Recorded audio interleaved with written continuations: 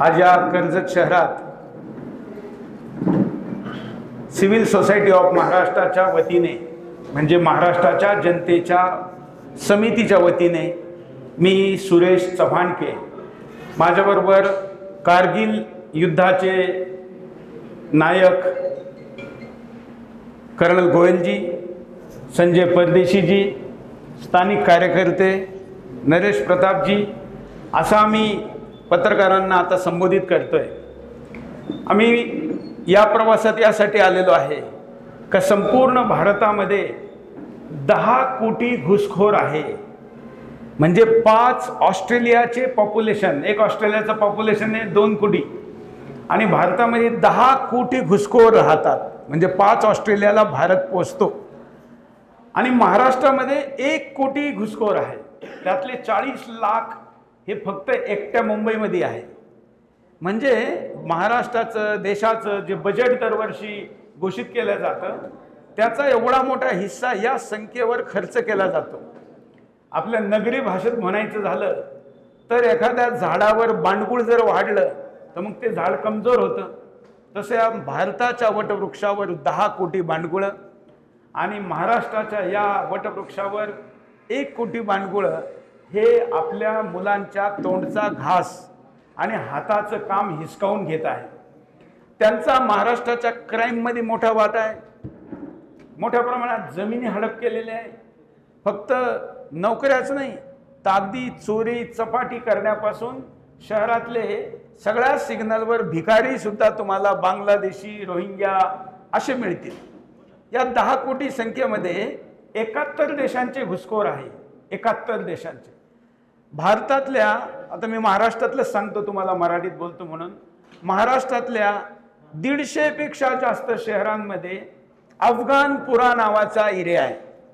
अगदी महाराष्ट्राच्या राजधानीत, उपराजधानीत, पुण्यात, म्हणजे बांगलादेशी तर सगळ्यात जास्त आहे। 2 नंबरला अफगाणी आहे, 3 नंबरला पाकिस्तानी आहे, 4 नंबरला रोहिंग्या आहे, म्हणजे म्यानमारचे, ज्याला ब्रह्मदेश म्हणतात। इतकी मोठी संख्या आपल्या देशामध्ये आहे। एकीकडे आपल्याच देशाची समस्या, दुसऱ्यात पुन्हा या सगळ्या लोकांची याच्यामध्ये सहभागिता।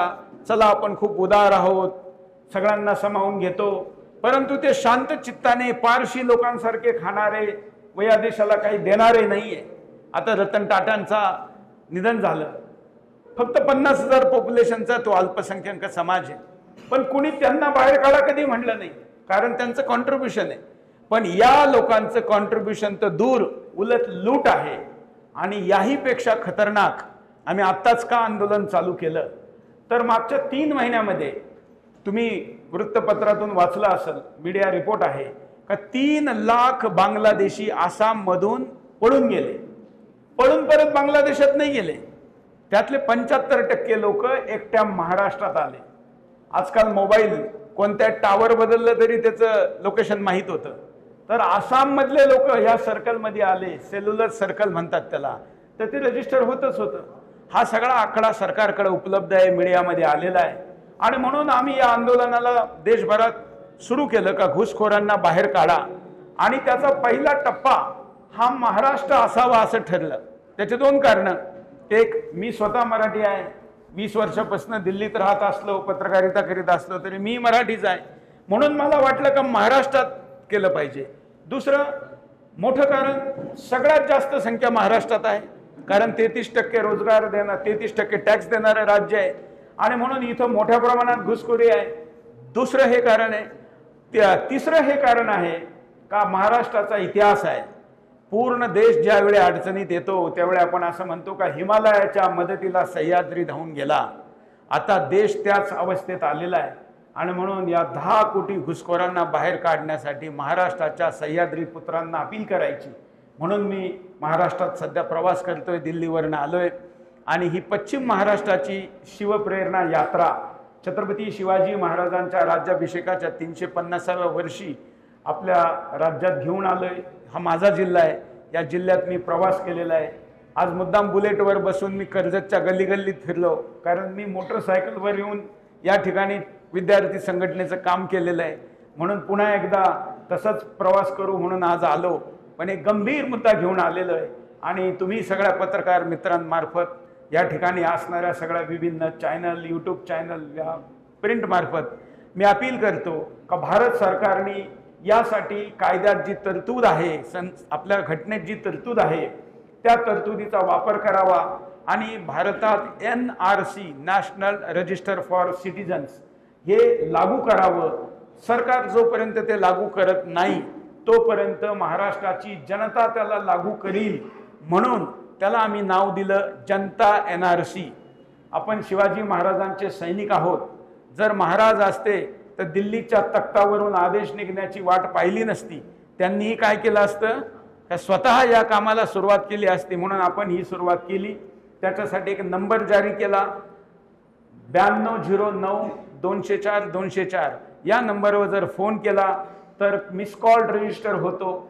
आम्ही हा नंबर सार्वजनिक केल्यापासून प्रतिदिन आम्हाला 2.5 लाखाच्या आसपास कॉल येत आहेत. म्हणजे या देशातील जनतेची मागणी आहे का घुसखोरांना बाहेर काढा. आता या टप्प्यात आम्ही जनजागरण करतोय, पुढच्या टप्प्यात आम्ही त्यांची सगळी माहिती गोळा करतोय, त्याच्या पुढच्या टप्प्यात आम्ही त्यांना शोध मोहीम चालू करणार आहे, त्याच्या पुढच्या टप्प्यामध्ये आम्ही त्यांना चिन्हित करणार आहे आणि त्याच्या पुढच्या टप्प्यात हा सगळा डाटा घेऊन आम्ही भारत सरकारला यांना बाहेर काढा, डिपोर्ट करा अशी मागणी करणार आहे. दरम्यान एक स्टेप डिलीट म्हणजे डिपोर्टच्या आधी त्यांचे नावं मतदार यादीतून काढा, ही स्थिती सुद्धा आम्ही महाराष्ट्रात देशात सगळीकडे आणणार आहे. मोठी लढाई आहे. मीही एक पत्रकार आहे आणि तुम्ही सगळ्या पत्रकारांकडून ही अपेक्षा व्यक्त करतो की या आंदोलनाला तुम्ही सगळ्यांनी जास्तीत जास्त लोकांकडे पोहोचवावं. मी माझ्या बाजूनी विषय मांडलेला आहे. आता काही प्रश्न असतील तर आपण ते घेऊ.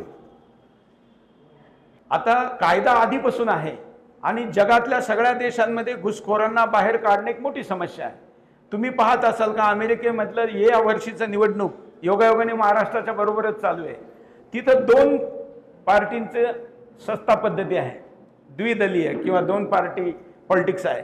त्या ठिकाणी एक पार्टी, ट्रम्पवाली पार्टी, इलेक्शनच्या मुद्द्यावर लढती का आम्ही या देशात आलेल्या घुसखोरांना बाहेर काढू, आणि दुसरे असं म्हणतात की आम्ही त्यांना या ठिकाणी आणू. अमेरिकेची निवडणूक फक्त घुसखोर या मुद्द्यावर लढली जाते, तर मी असं म्हणतो का महाराष्ट्राची का होऊ शकत नाही. 1 कोटी लोक, महाराष्ट्रातल्या बेरोजगारांची संख्या एवढी नाहीये.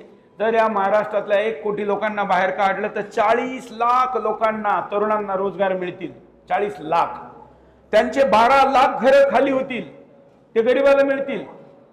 किती? 1,37,00,000 एकड़ जमीन त्यांच्याकडे खाली होईल. तिची किंमत तुम्ही जोडाल तर महाराष्ट्राचे 4 वर्षाचे बजेट निघतील. इतकी जमीन त्यांच्याकडे आहे. म्हणजे हा मुद्दा आहे. मग आता सरकारने काय करायचं, तर सरकारने करायचं असतं तर आधीच केलं असतं. सरकारने केलं नाही म्हणून करण्यासाठी आम्ही दबाव बनवायला निघालेलो आहे. पण तुमच्यासाठी माहितीसाठी सांगतो, मी तुम्हाला ही माहिती देत असताना कालच सर्वोच्च न्यायालयाच्या एक न्यायाधीशाने आदेश नाही दिला, पण त्याला टिप्पणी करणे असं म्हणतात. त्यात त्यांनी असं म्हणलं का असा NRC लागू केली पाहिजे आणि एक आदेश दिला का 25 मार्च 1971 नंतर जेवढेही लोक भारतात आले असतील बांगलादेशी, हा बांगलादेशांसाठी आदेश आहे, त्यांना भारताची नागरिकता नाही. म्हणजे तुम्हाला जर वाटत असेल का एखादा 52 वर्षाचा आहे, 53 वर्षाचा आहे, तरी सुद्धा त्याला तुम्ही बाहेर काढू शकतात का? हा कायदा आहे. म्हणून आपण या कायद्याची अंमलबजावणी करण्यासाठी निघालेलो आहे. मला मोठ्या प्रमाणात राज्यातले, देशातले खासदार, आमदार, जनप्रतिनिधी समर्थन देत आहे. ते समर्थन वाढत आहे. अजूनही लोकांचं समर्थन त्याला मिळावं असा प्रयत्न आहे. सध्या अशी जी देशामध्ये आलेली आहे, हे किती वर्षांपासून आले? आताच आले? भारताचं विभाजन झाल्यापासून घुसखोरी सुरू झाली ती पाकिस्तान्यांची. आणि बंगाल ज्यावेळी 71ला बनला तेव्हापासून बांगलादेशवाल्यांची. बांगलादेश जगातला एक मात्र देश आहे ज्याच्या 2011च्या, जास्त उडबस करू नका, 2011च्या जनगणनेमध्ये 1 कोटी लोक मिसिंग आहे. म्हणजे जनसंख्या वाढायला पाहिजे होती 2.5 कोटींनी, उलटी मिसिंग 1 कोटी आहे. म्हणजे 3.5 कोटी लोक 2001 ते 2011 या 10 वर्षामध्ये बंगालमधून गायब झाली. नेपाळला तर नाही जाऊ शकत ना, चायनात नाही जाऊ शकत, ब्रह्मदेशात नाही जाऊ शकत. कुठे गेली? भूतानला नाही जाऊ शकत, मग कुठे गेली? भारतात आली. आणि 1500 रुपयामध्ये त्यांना सीमापार केल्या जाते. गावागावामध्ये त्यांना रोजगार दिला जातो. 50-100 रुपयामध्ये त्यांना आधार कार्ड दिलं जातं. पण आम्ही मागच्या 2-2.5 वर्षापासून आधार कार्डच्या विषयात एक आंदोलन चालवित होतो. आणि आता भारत सरकारने आमच्या आंदोलनाला प्रतिसाद म्हणून आधार कार्डवर एक नोट लिहिलेली आहे. आधार कार्ड हे भारतीय नागरिकतेचं प्रतीक नाही. त्यामुळं आधार कार्ड दाखवून जर तुम्हाला कोणी म्हणत असेल का आम्ही भारताचे नागरिक आहोत, तर ते नागरिकता प्रमाणपत्र नाही. त्यामुळं या विषयामध्ये आता नागरिकता निश्चित करण्यासाठी जे रेकॉर्ड असतं NRC ते करावं अशी आमची मागणी आहे. सरकारकडे या संदर्भात काही तुम्ही ठोस कार्यक्रम केले? हो, आम्ही सरकारकडे या विषयामध्ये मोठ्या प्रमाणामध्ये पत्रव्यवहार, सगळी माहिती वगैरे देत आहोत. अजून कशी रोखली पाहिजे? हां, सांगतो मी शेवटच्या टप्प्यात. काही अजून काही प्रश्न असतील तर. या मोहिमेचा परदेशात राहणाऱ्या भारतीयांना त्रास होऊ शकतो? नाही होऊ शकत, कारण परदेशात कोणीही भारतीय घुसखोर म्हणून राहत नाही, नागरिकता घेऊन राहतो. परदेशात कोणीही भारतीय घुसखोर म्हणून राहत नाही, आणि राहत असेल तर आम्ही त्याचं समर्थन करत नाही. जर भारतात कोणी घुसखोरीनी करून राहू नये असं आम्हाला वाटत असेल तर भारतीय माणूसही कुठं घुसखोरी करून राहावं याचं आम्ही समर्थन करू शकत नाही. परंतु याला शब्दशः तत्वशः तर्काने काही अर्थ नाही, कारण कोणत्याही जगातल्या देशामध्ये कुणी भारतीय हा घुसखोरी करून राहत नाही. जगात भारतीय जिथं राहतो त्या सगळ्या ठिकाणी तो मोस्ट टॅक्स पेयर आहे, मोस्ट लॉ बाइंडेड सिटीजन, म्हणजे नागरिकता कायद्याचं पालन करणारा नागरिक आहे. आज ब्रिटनमध्ये सगळ्यात मोठा टॅक्स पेयर भारतीय वंशाचा नागरिक आहे ब्रिटनमध्ये. म्हणजे तुम्ही कल्पना करू शकतात की आपली शक्ती बाहेर काय आहे. त्यामुळे दुसऱ्या भारतातल्या दुसऱ्या देशात राहणाऱ्या कोणत्याही नागरिकाला याचा त्रास होणार नाही. चांगला प्रश्न विचारला तुम्ही. हां, अजून आता कसं काढायचं त्याचे आम्ही 10 फेज केल्या. पहिली फेज या समस्येचं अध्ययन करणं, जो आम्ही केलं. दुसरं, अशा लोकांना बाहेर काढलं पाहिजे, अशा कार्यकर्त्यांना शोधणं. तुमच्या मागं कार्यकर्ते बसलेले, ही शोध मोहीम चालू आहे. तिसरं, अशा कार्यकर्त्यांना प्रशिक्षित करणं. चौथं, प्रशिक्षित कार्यकर्त्यांमार्फत जनजागरण करणं, जे आता मी करण्यासाठी फिरत आहोत. जनजागरण केल्यानंतर घुसखोरांना शोधणं, सर्च, शोधलेल्या लोकांना डिटेक्ट करणं म्हणजे चिन्हित करणं, चिन्हित केलेल्या लोकांची नावं डिलीट करणं आणि डिलीट केलेल्या नावांना डिपोर्ट करणं, असं मोठ्या प्रमाणात आम्ही या फेजेस घेतलेल्या आहे. आणि आमचा विश्वास आहे आत्तापर्यंत आम्ही ज्या ज्या मुद्द्याला हातात घेतलं, जनसंख्या कायदा असेल किंवा अन्य मुद्दे, ते मुद्दे आम्ही तडीला नेलेले, आणि हा मुद्दा सुद्धा आम्ही तडीला नेऊ. यासाठी आपल्याला असे लोक बाहेर काढायसाठी आम्ही फोन नंबर पण जारी केलेला आहे. या नंबरवर कॉन्टॅक्ट केला तर आपल्याला मदत मिळेल. ठीक आहे, संपवायचं.